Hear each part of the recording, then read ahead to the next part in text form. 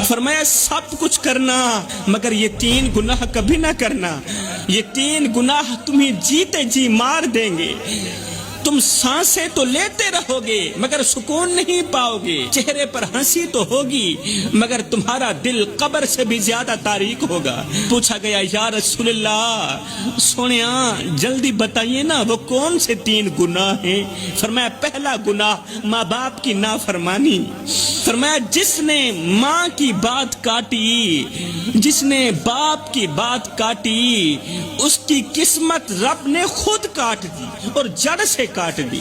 جس کی زبان سے بوڑھے باپ کے لیے سخت الفاظ نکلے، اس کی دعائیں آسمان تک نہ پہنچی۔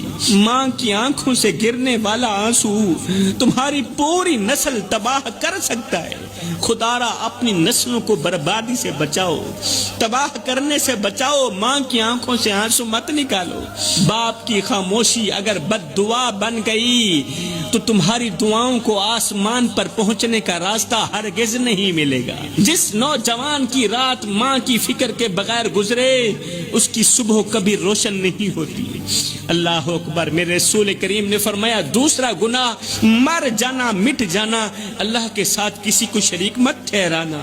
یہ وہ گناہ ہے جسے رب کبھی معاف نہیں کرے گا۔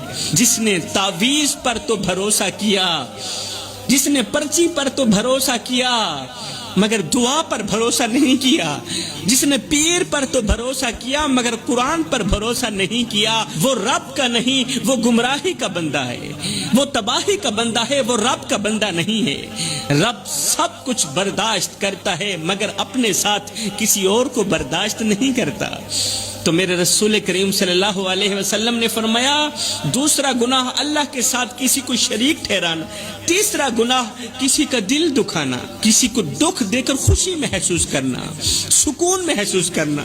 کسی کو اتنا مت ستاؤ کہ وہ اللہ کے سامنے تمہارا نام لے کر رو پڑے، کیونکہ جب مظلوم کی آہ عرش تک جاتی ہے نا تو ظالم کے محل مٹی میں ملا دیے جاتے ہیں، پھر طاقتوروں کے محل مٹی میں ملا دیے جاتے ہیں جب مظلوم کی آہ عرش تک جاتی ہے۔ وہ آنکھ جو رات کے اندھیرے میں بہتی ہے، وہ دل جو بے آواز تڑپتا ہے، وہ لب جو کچھ نہیں کہتے مگر خاموشی سے بد دعا ہی دیتے رہتے ہیں، قسم ہے اللہ پاک کی ان کی فریاد عرش کا دروازہ جا کھٹکھٹاتی ہے اور اپنی بات منوا کر ہی دم لیتی ہے۔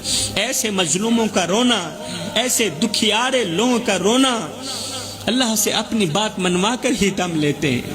تمہارے رویے، تمہارے الفاظ، تمہاری بے حسی ایک دن تمہارے ہی خلاف گواہی بن جائے گی۔